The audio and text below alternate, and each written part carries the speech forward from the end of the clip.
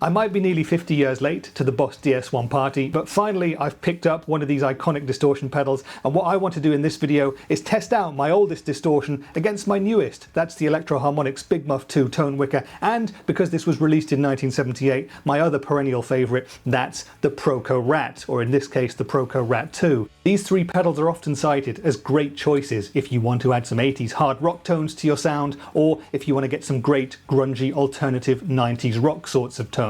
Now the DS-1 has sold over 1.5 million units in the 48 years since it's been out, and everyone from Kurt Cobain to Joe Satriani, John Frusciante and so on have put this pedal to amazing use over the years. Now of course hundreds of thousands of players have owned Big Muffs and Rat pedals as well, so these are three oldies but goldies. Which of these three do you own, by the way? Let me know your thoughts down there in the comments, but hopefully by the end of this video you'll know whether you might need to check out a DS-1 or maybe a Rat or maybe one of the many Big Muff variants after watching this video. Let's go very quickly through what you can expect from these three pedals then, and then we'll make some sounds. So the Boss DS-1 has hardly changed at all since it first came out in 1978. We've still got this amazing neon orange chassis going on here, typical Boss bomb-proof construction, the great chunky foot switch, and we've got three knobs going on here: tone, level and distortion. It's a Boss pedal, so it's buffered and you can power it via a standard 9-volt power supply or via a 9-volt battery. This is a very affordable pedal. You'll easily find one for $100 and you'll probably find one for about half that if you can get a used one, and that's exactly what I did. I paid 40 euros for this one and it's been more than worth it. So that's the icon, the legend that is the Boss DS-1, and the first pedal that we're running it up against is the newest distortion in my collection. That is the Electro-Harmonix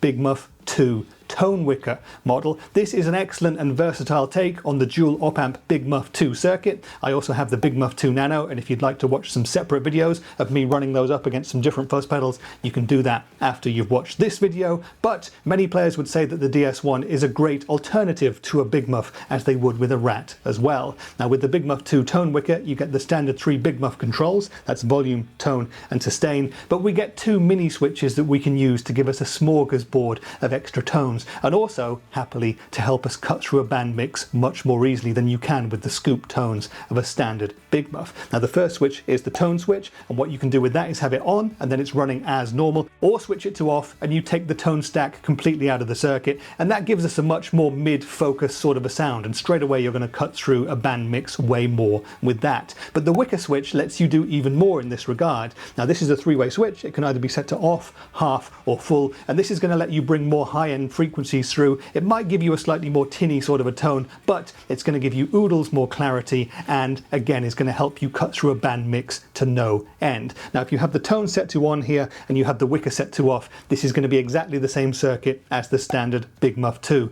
but there's way more on tap as well. The Big Muff 2 Tone Wicker will set you back around $130 or 120 euros or something like that, so while it is comfortably more expensive than the Boss DS-1, it does give you way more in terms of tonal options and tonal tweaking as well. So that's the Big Muff, and finally in today's comparison we've got the other classic, also released in 1978 just like the DS-1. This is the ProCo Rat, or in this case the affordable flagship that is the ProCo Rat 2, and this is the one that you're going to see in stores in most cases if you're looking to check out a ProCo Rat for yourself. Now these are comfortably under $100, or you'll find them way cheaper even than that if you go down the used route, and this is a wonderful overdrive distortion and fuzz pedal. It's such a versatile dirt box. I absolutely love the Rat. For me personally, if I'm building a pedal board, well, I'll use my Greer Lightspeed for lower gain transparent tones, and I'll always go first to a Rat type pedal for my higher gain 80s rock and 90s distortion tones. Now the Rat is supremely versatile despite just having the 3 knobs. It's got a distortion control, a filter control and a volume control. Now just a quick note for those of you not familiar with the Rat, the filter control effectively works in the opposite way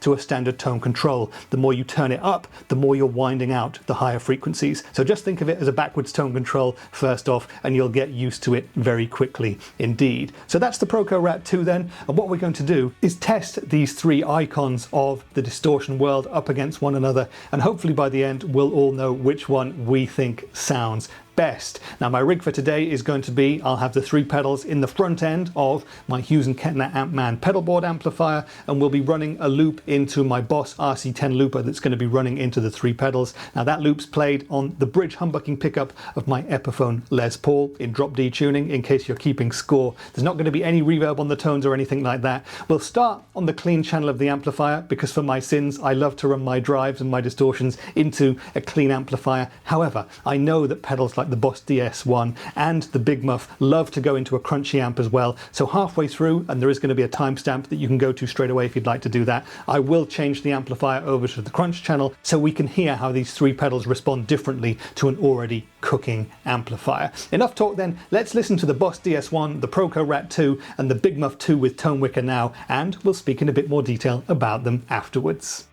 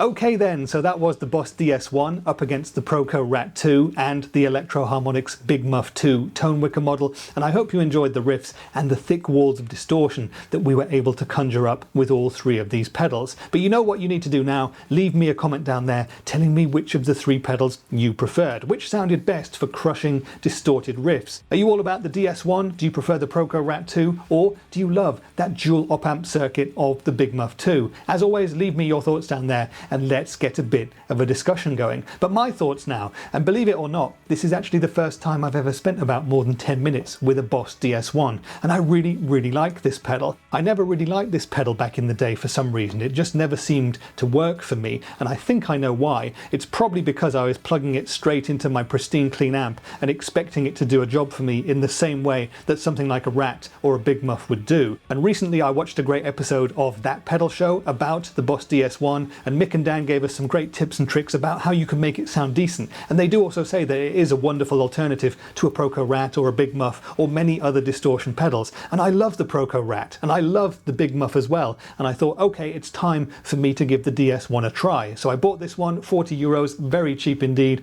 And well, I do really like it. But what I don't like about it is what I used to do with it in the past, which is plugging it into my clean amp and expecting it to sound thick and fat. It doesn't do that. I think that if you're running into a clean amp with the DS-1, what you really need to do is dime the volume, turn the tone and the distortion way down, and then it's going to work. But it doesn't have huge amounts of headroom, so it's not ideal for that. Halfway through the loop, when I switched to the crunch channel of the amplifier, well, the DS-1 really came alive and it gave us a huge, fat, thick boost, great for classic metal sort of sounds, great for grungy alternative rock tones too. It is a wonderful pedal for that. So if you're running an already cooking amplifier or you're going to be boosting it in some other sort of a way, then it is going to be a fantastic pedal as well. Now the ProCo Rat is one of my favourite pedals of all time. I absolutely love the Rat. It's always first on my board alongside the Greer Lightspeed. And the ProCo Rat 2, well, it's not the very original, but it is kind of the original because it's from ProCo and it is the best. It's the one on which so many other pedals have been made over the years. Now this is a supremely versatile pedal. I love the filtered distortion tones, the great overdrives, the boosts, and even the fuzz sounds that you can get out of the Rat. And I do think that it is a lot more versatile than the DS-1, and I love the Rat into a clean amp and I love it into a dirty amp as well. This is still one of my all-time favourites and I do prefer it to the DS-1, but if I'm looking for a different flavour, well, the DS-1 is going to be a great option to give me that as well. Now the third pedal that we had today was the Big Muff 2 Tone Wicker model. A lot of noise has been made about this recently rediscovered dual op-amp Big Muff 2 circuit since it was released a few months ago, and I think it is a great addition to the Big Muff catalogue and it is a wonderful sounding thing. However, in this specific comparison that we've done today, well, I thought it came off second best to the ProCo Rat and to the Boss DS-1. It just didn't give me the same levels of meaty distortion that I got from the other two pedals, even though using the tone and the wicker switches I was able to get extra clarity on the tones and so on. It just wasn't quite right for what we were doing today. However, as I've seen in the other videos that I've done with the Big Muff 2 with Tone Wicker that you can watch there if you'd like after this, it is fantastic for so many other different kinds of tones. And that's the beauty of these three pedals. They all have their strengths and weaknesses, but for me personally, if I was to pick just one, I would have to say that I think the ProCo Rat 2 was today's winner. This is simply an awesome pedal. I always know how to get a great sound out of it, and I've got so many different Rat variants and I always come back to the ProCo. But as I said before, let me know which of the three pedals you thought sounded best. And if you'd like to see me shoot out any of these three pedals against any of the other many overdrive, distortion and fuzz pedals in my collection, well, let me know in the comments and we'll see if we can make that happen. That's been it for today's video though. Please give me a like and a sub if you haven't already. But I've been Rich and I'll see you in the next one. Bye for now.